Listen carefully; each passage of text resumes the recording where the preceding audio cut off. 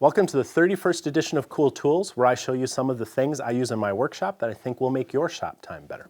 In fact, this is a special edition of the series. Once a year, I select some of the cheapest tools for my shop that I wouldn't want to be without. I didn't pay more than 30 bucks for anything in this video. Most of it was a lot cheaper than that. Yet these are all things that I have personally used for a long time in my own shop. They're cheap in cost, but not in quality or value. There are 11 of them, so we have to move quickly to fit them all in, because believe me, you're going to want to see them all. There are a couple surprises in here. I'll link to all of it below this video if you want any more information. In fact, I'm also going to include links to the inexpensive tools from past year's episodes in case you want to load up on inexpensive things that'll make your shop time better. As always, if any sponsors are involved, they're disclosed at the beginning of the video and down with the links. Now let's get started. There is nothing worse than a workpiece sliding around your bench while you try to work. That's why I like these inexpensive workbench accessories. They can secure my work on any surface that has a 3/4 inch dog hole without the need for expensive vices. The holdfast provides powerful vertical clamping pressure for workpieces up to 3 inches thick. I find that the movable jaw slides easily and it locks down tight in any position. It's comfortable to set up, even with my weak hand. This style is the hold down I prefer for chopping and other aggressive work. But when I'm sanding or planing or routing, I like to switch to an inline clamp and a bench dog because it can hold my board flat on the bench top without any obstructions. The post slips in a 3/4 inch dog hole, and its low profile rises just 11/16 above the surface of the bench, which leaves the entire surface of my board open for business. The bench dogs themselves come in aluminum or brass and in various lengths, and I love that they have a spring that keeps them from sliding out of position. If you need some inexpensive clamping solutions for your workbench, I recommend checking these out at the link below. This is a unique table saw safety device from FastCap, whom I consider to be one of the most clever innovators in this craft. It's very simple, but it's really well thought out. The idea is to have a push stick that is always there when you need it. Now, I've had magnetic push sticks before, but this one will stick to any ferrous metal surface in pretty much any position. What's really cool about it though is it's designed to stand on end, taking up very little space and acting like an orange flag to remind you to use your push stick. If you find yourself sometimes forgetting to use a push stick or misplacing it so it's not there when you need it, this may be the solution for you. You can't help but notice it, and it can't walk away on you. In my shop, the 11th finger gets a lot of use as a secondary push stick for when I want to control a workpiece with 2 hands. It's inexpensive, and like all FastCap products, it's guaranteed for life.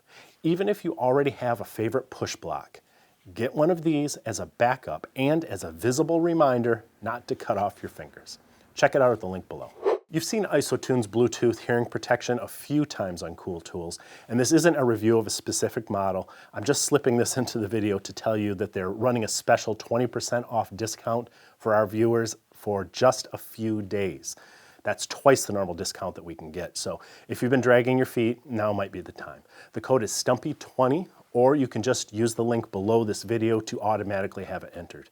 It's good for anything they sell except their Link models, but only until Saturday the 18th. For a long time, I used a simple face shield for wood turning, using an angle grinder, or any time I felt I needed more than just safety glasses to protect me. Then someone pointed out that this provides very poor protection and that a lot of pro tuners recommend one like this instead. It's significantly more substantial, but still very lightweight at just over a pound. It can absorb an impact without collapsing onto your face like the other version. The protection extends down to protect my chin and the top of my head. The visor is a clear polycarbonate that's anti-fog, and the headband can be removed and washed because who wants a nasty sweaty headband? There's really not a lot to say about it. It's a whole lot of protection for my pretty face for around 20 bucks. I've been using it for a year now, and I highly recommend it. Check it out at the link below. Woodworkers get splinters as part of the life we've chosen. Who among us hasn't used a pocket knife to dig one from our hand? That's why I like these particular tweezers. They aren't flashy, but they can do something other tweezers can't because they have sharp points which can dig beneath the skin to retrieve the end of a deeply embedded splinter with more accuracy and less damage than a knife point. I've used these for a few years. They are fantastic. I keep them in the first aid kit here in the shop, and they are far superior, in my opinion, to the old style tweezers. Seriously, go to the link below this video and get a pair. You'll thank me later. I've used all sorts of glue brushes and paddles and spreaders, including silicone, and I've got nothing against any of them. But I keep coming back to a simple, cheap acid brush because I can spread glue evenly and then I can just throw it away when I'm done. There's no cleanup, no fuss.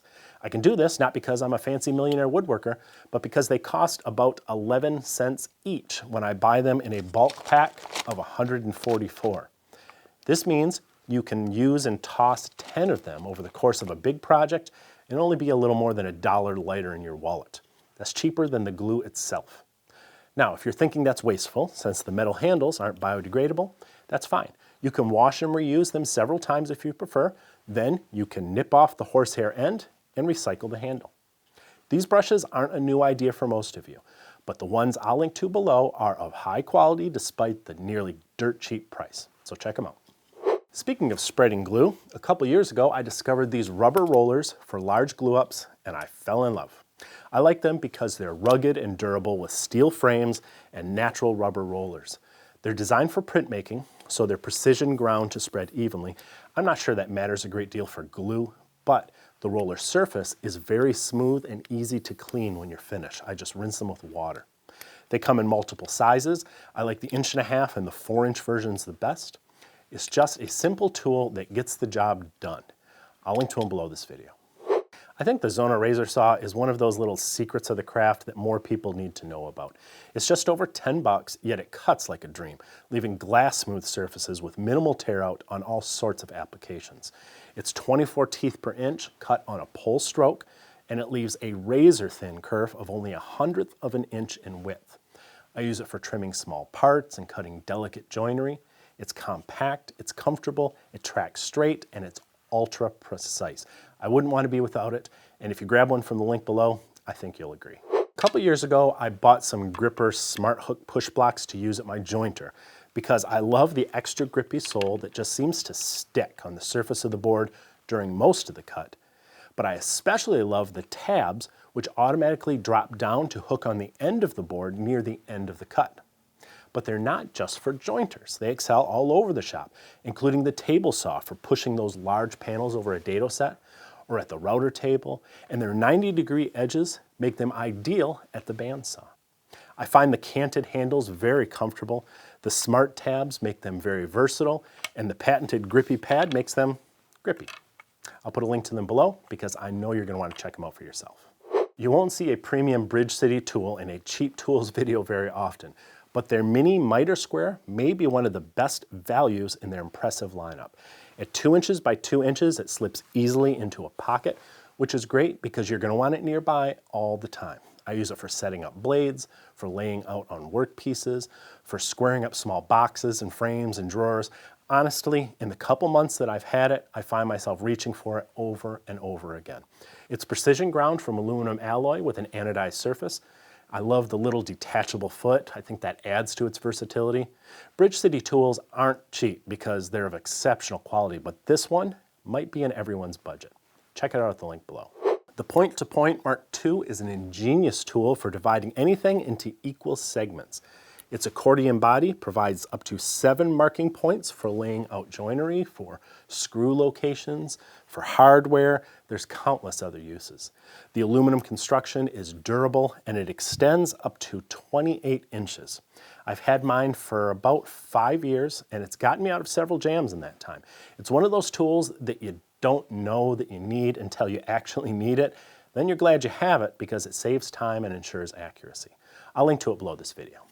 Regular viewers know I've used ClearVue dust collection systems for nearly a decade now, but what you may not know is that they also make some unique and hard to find accessories that will work on any PVC dust collection system. For example, they have self-cleaning blast gates that fit on both 4-inch and 6-inch PVC pipe. They have adapters to attach your flex hose to the end of your 4-inch or 6-inch PVC. They have high quality offset hose clamps to attach that flex hose securely without leaks. And they've just developed some new Ys with and without blast gates, again for 4 and 6-inch PVC ductwork. So if you're putting together a PVC system for your shop, no matter what dust collector you're going to attach to it, or if you've been struggling with leaky fittings, check out ClearVue's Clever Solutions. They work in my shop. And if you use the link below, I have a discount code that'll save you some money as well. That's it for this annual special edition of Cool Tools. Don't forget to use the links below. I've also included links to the past year's cheap tools versions, and we'll see you next time.